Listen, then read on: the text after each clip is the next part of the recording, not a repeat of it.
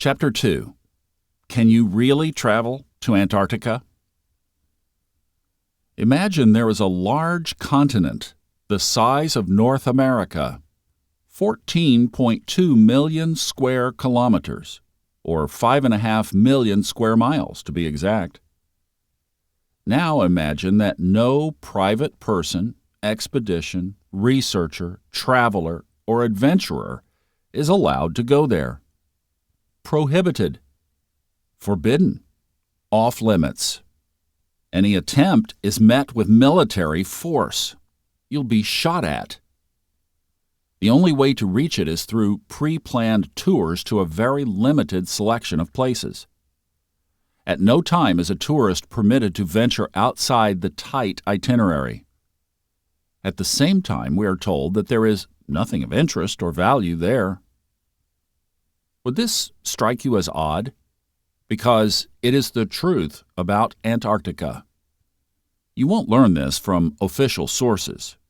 If you venture to Quora.com, the website that contains answers to almost everything, and ask, "Can I travel to Antarctica?" the consensus is yes, it's no problem. Anyone can travel to Antarctica at any time, it says. At the time of this writing, there are pages upon pages of answers along these lines. Wikipedia and Google agree with this consensus. It's no problem at all. Nobody will be shot at. Don't be paranoid. So I went to a local travel agency and inquired. I was pleasantly surprised that they had one travel package. It was part of a tour. I asked if I could just book a flight and then wander off on my own. "I'm afraid that won't be possible," the travel agent said. Interesting. I just spent the whole morning reading online that it's no problem at all. That's the difference between online reality and real reality. It doesn't matter how much you read online that a thing is real or unreal. What matters is experience. "It won't be possible through you or in general?" I asked. But she didn't know the answer. Perhaps travel to Antarctica is a little more complicated. Why doesn't a travel agent know how I can travel to Antarctica? Is it not their job to know how I can get to places? She finally said, "You probably don't want to do that unless you're experienced with ice and snow." Well, that's at least something. But when you book a trip to northern Siberia, Alaska, or northern Scandinavia, no travel agent will tell you, you probably don't want to do that. They'll simply arrange for your flight tickets. If I were experienced, how and when can I travel? I'd really like to just travel to Antarctica. The lady shuffled around nervously like she'd never been asked, and that she was just realizing that she had no idea. She knew of no way without a tour. No passenger flights were scheduled. Apparently, there were daily cargo flights going from Australia, Argentina, Chile, South Africa, and New Zealand to Antarctica. So reported by people who work at the respective airports. So reported by people who see planes southbound daily. The people of Tasmania, or those of Invercargill, the southernmost tip of New Zealand, see airplanes flying south every day. Many of these appear to be military cargo planes. As there is nothing south of Tasmania or New Zealand, where are these planes headed to? I'm just asking for 8 billion friends. The only thing south of these places is Antarctica. Antarctica is said to be mostly empty, with a few sparsely manned research stations tucked into the snow.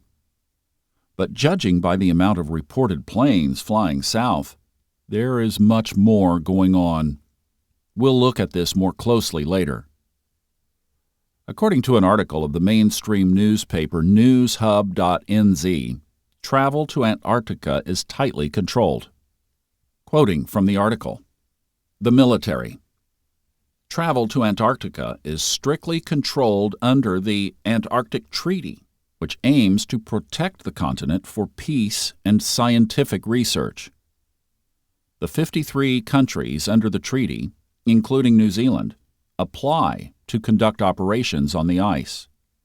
The majority of work is carried out by the military or contractors.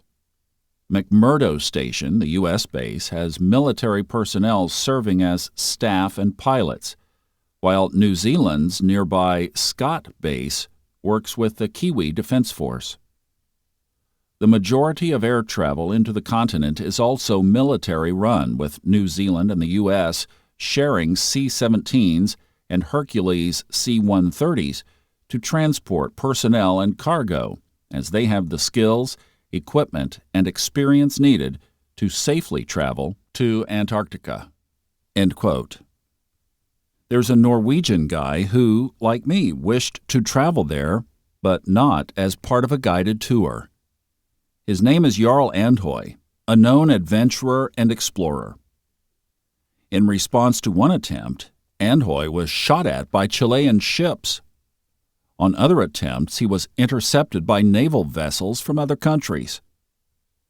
He has also been arrested, fined, denied entry to various waters, and treated like a criminal for wanting nothing other than to explore the Antarctic and Arctic independently.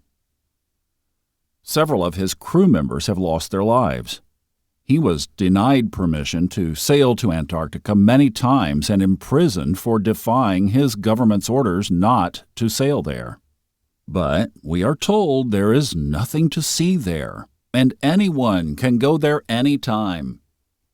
5.5 million square miles, and nothing to see. If there's really absolutely nothing to see, why are independent explorers denied entry?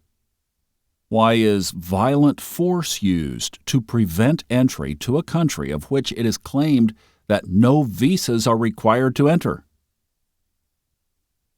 Here is the first response that appears on a Google search of whether it is illegal to go to Antarctica. It's a response on Quora.com. Quote, "You can go to Antarctica anytime you like, and there will be no customs officer there to greet you or stamp your passport, so feel free to walk around and enjoy the scenery." Oh, I should point out that to get there is not as simple as walking into a travel agency and booking a flight to the South Pole, although you can actually do that. However, there are a few small problems that you need to be aware of. There is a window of opportunity to visit Antarctica, and that's roughly a 90-day period between mid-November and February. Now, you have the choice of going by boat, or you could fly to the South Pole and arrive inside of a converted DC-3 or the similar. If you opt for the latter, there is something that you should know, and that is there is no accommodation there for you.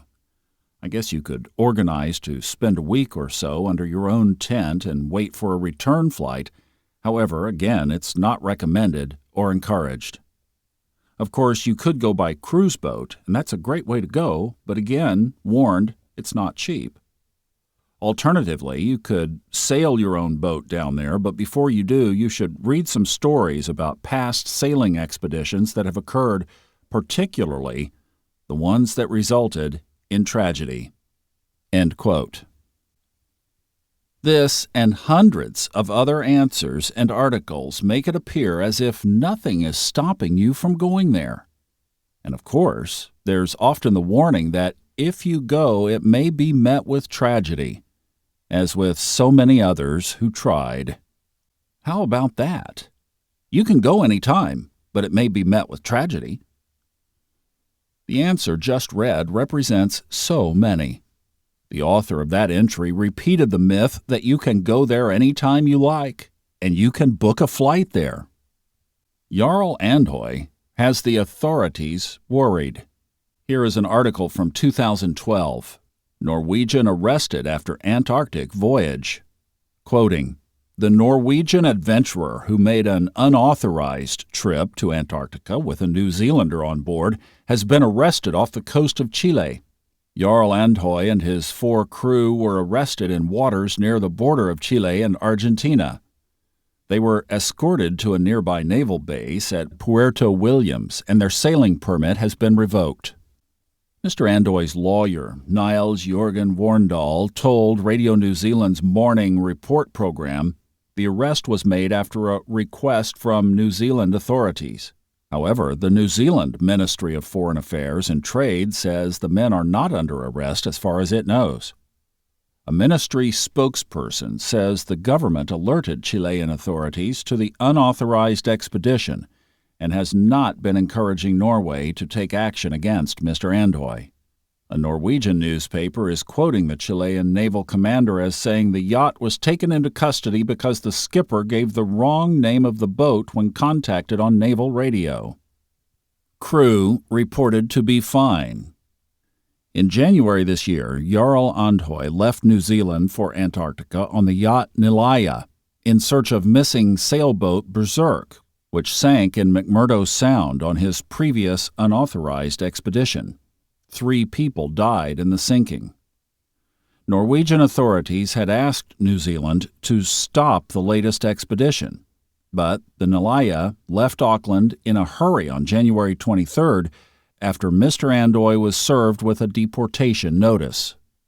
Mr. Andoy abandoned the search for the Berserk in February, and the crew decided against sailing back to New Zealand, fearing they would face prosecution for not getting permission to sail to Antarctica.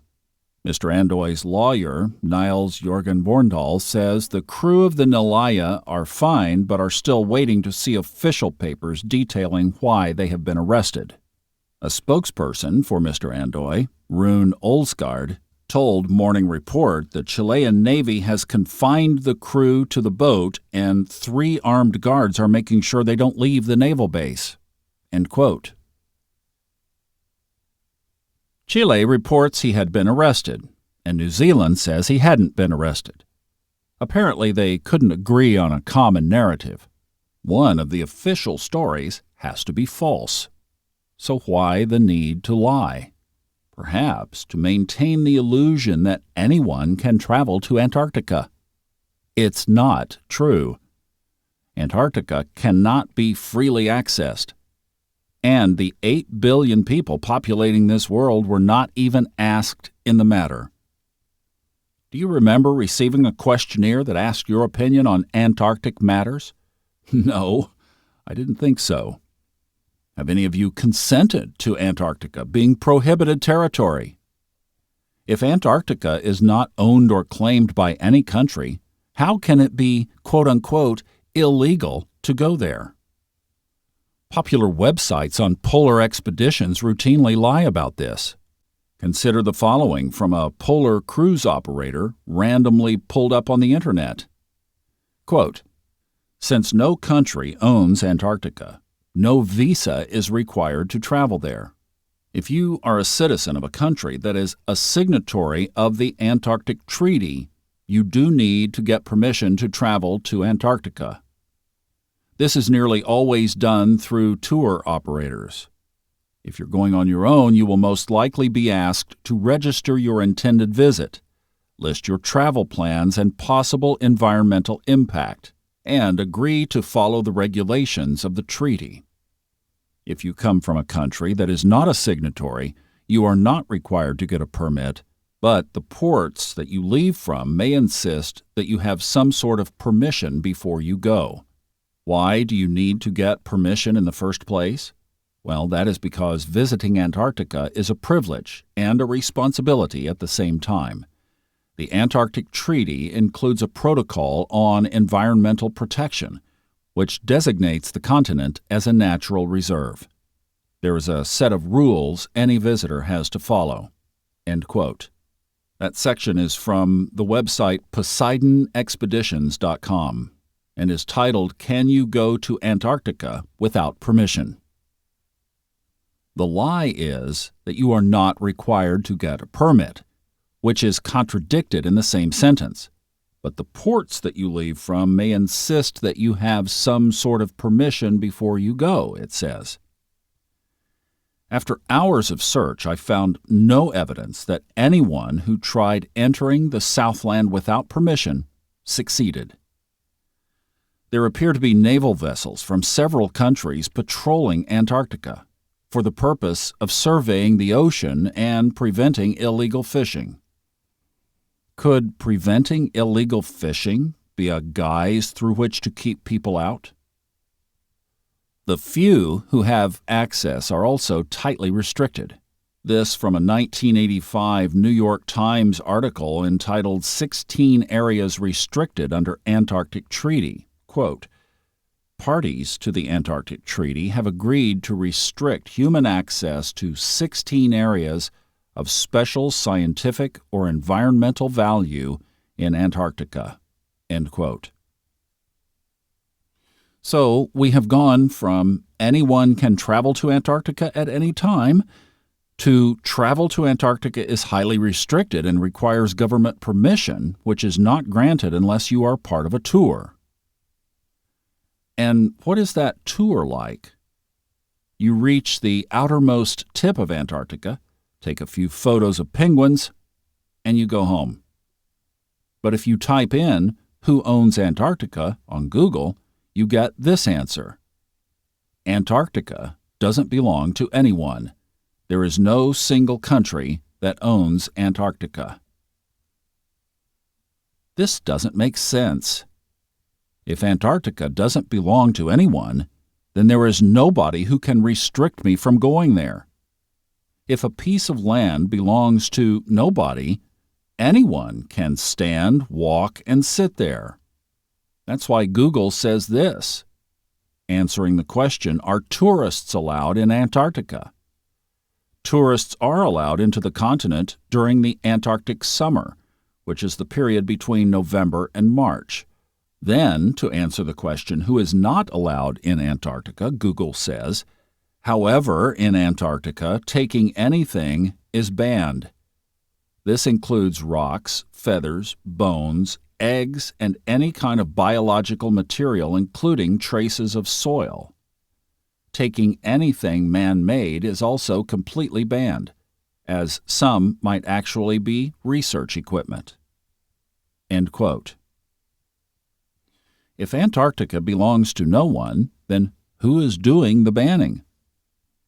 You don't have to study law to understand that if there is no proprietor, then there is no person who has jurisdiction there. If I mustn't take anything man-made to Antarctica, that's the same as saying I can't be there at all. If I cannot take my camping or cooking gear, how could I survive? Imagine the absurdity. Yeah, it's no problem at all. Anyone can travel there. Just don't take any clothing, food, tent, snow boots, hat, scarf, anything really. Anything you take, it's banned. Now, let's consider this. Quoting now from the website usmarshals.gov, the history of Antarctica. The Marshals Service became the official law enforcement entity for the South Pole through an agreement with the National Science Foundation, the NSF, and the U.S. Attorney for Hawaii. In 1989, the NSF approached the Marshal for the District of Hawaii to assist in setting up a legal presence in Antarctica. End quote. So let me get this straight. The continent belongs to nobody, and there's nothing there, but the U.S. Marshals Service is the official law enforcement. How bizarre. The Marshals Service was established to work for courts.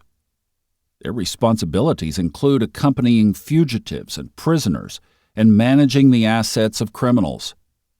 Why would there be marshals to enforce law in a wasteland of ice and snow? Antarctica is not a prison, is it? Google and Wikipedia both claim Antarctica is a military-free continent and has been since 1959. Search: is there a U.S. military base in Antarctica? Is Antarctica protected by military? Answer: Antarctica is not a country. It has no government and no indigenous population. Instead, the entire continent is set aside as a scientific preserve. The Antarctic Treaty, which came into force in 1961, enshrines the idea of intellectual exchange. Military activity is banned, as is prospecting for minerals." End quote. Considering all sources saying there's no military in Antarctica, it's strange to find an equal amount of sources telling me that there is. A post from Quora.com again, answering the question, why is Antarctica guarded by the military? Answer: guarded is probably the wrong word. It is true that countries such as Chile and Argentina have substantial military presence in Antarctica, but their personnel are primarily dedicated to such aspects as search and rescue, transportation, infrastructure services, and so on. As far as military weapons, most of the military are limited to small arms, in keeping with the limitations of the treaty, although more substantial ordnance is sometimes noticed. The military aircraft are mostly for transportation of cargo and personnel, as well as search and rescue." End quote. So here we go from "there's no military" to sure there is, but only for infrastructure services. One travel website says you are allowed to travel to Antarctica, but you are not allowed to bring motorized vehicles, planes, boats, or dogs. That's for environmental protection. End quote. In other words, feel free to swim to Antarctica, but once you're there, you can't venture very far because you can't even bring dogs to pull a sled, much less a snowmobile. My point? The military is allowed to bring these things.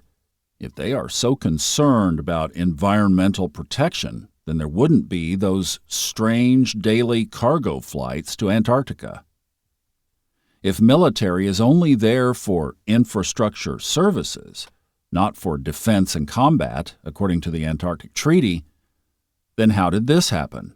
Quoting from the Express News, the U.S. secretly launched 3 nuclear rockets from Antarctica to test EMP on Russia.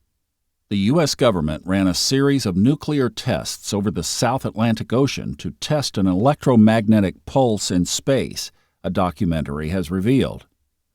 Operation Argus was a series of high-atmosphere nuclear weapons tests conducted between August and September 1958 over the South Atlantic Ocean. The whole project, which was highly classified, took just 11 days and was carried out by the Defense Nuclear Agency during the Cold War period. It was proposed by scientist Nicholas Christophilus as a means to verify whether the high-altitude nuclear detonations would create a radiation belt in the extreme upper regions of the Earth's atmosphere. However, many believe the real intent was much more sinister. Aaron and Melissa Dykes put forward an alternative theory during their YouTube documentary, The Real Secrets Hidden in Antarctica. They argue the U.S. government was actually testing whether the electromagnetic pulse created by a nuclear explosion could be used as a weapon in the event of World War III with Russia. Ms. Dykes revealed, in 1963 there were claims made that a nuclear bomb had been detonated on Antarctica. Although the U.S. initially denied reports, trying to pass it off as a natural phenomenon, they later admitted it had actually happened. They may have set this off in the upper atmosphere of the South Pole in order to create an artificial EMP. If they did, it would have been allowed under the Antarctica Treaty if it was deemed to be for scientific purposes. Just yesterday, more details on a secret Pentagon project below the ice was revealed. Declassified files showed the well-publicized Camp Century of the 1960s was actually a cover-up for a top-secret program. Project Iceworm was the code name for the United States Army's mission to build a network of mobile nuclear missile launch sites in Greenland. The ultimate objective was to place medium-range missiles under the ice, close enough to strike targets within the Soviet Union. However, just 3 years after it was built, ice core samples taken by geologists demonstrated that the glacier was moving much faster than anticipated and would destroy the tunnels and planned launch stations in about 2 years. The facility was evacuated in 1965 and the nuclear generator removed." End quote. Here is a more recent article. This from abc.net.au. Chinese reportedly alarmed over Antarctic battle, quote unquote, but experts say new U.S. base doesn't exist. Article's key points: a Hong Kong newspaper reported on the emerging, quote unquote, battle in Antarctica. The story quoted an unnamed Chinese government researcher concerned about a new U.S. base near a Chinese facility deep within the Australian Antarctic territory. No such base exists, according to Antarctic experts. End quote. Would the Chinese be alarmed over something that doesn't exist? I doubt it. On a website about Pakistani military defense, of all places, there is a video about a fishing boat riding the seas north of Antarctica being intercepted by a warship of the Australian Navy. The crew of the fishing boat filmed the whole event. At the time of this writing, the video could be found on the website defense.pk, titled "Warship Destroyer Intercepts Fishing Boat." The warship destroyer HMAS Hobart intercepted a fishing boat that claimed to be in an unrestricted area south of Tasmania. I cite this story as one of many examples of ships patrolling the region. From a brief search on the internet, I've learned that you can travel to the Antarctic, and you can't. It is owned by nobody, but it is owned by somebody. There is no military, but there is. The military isn't there for defense, but it is. It doesn't take a detective to get suspicious by now. These things cannot be true simultaneously.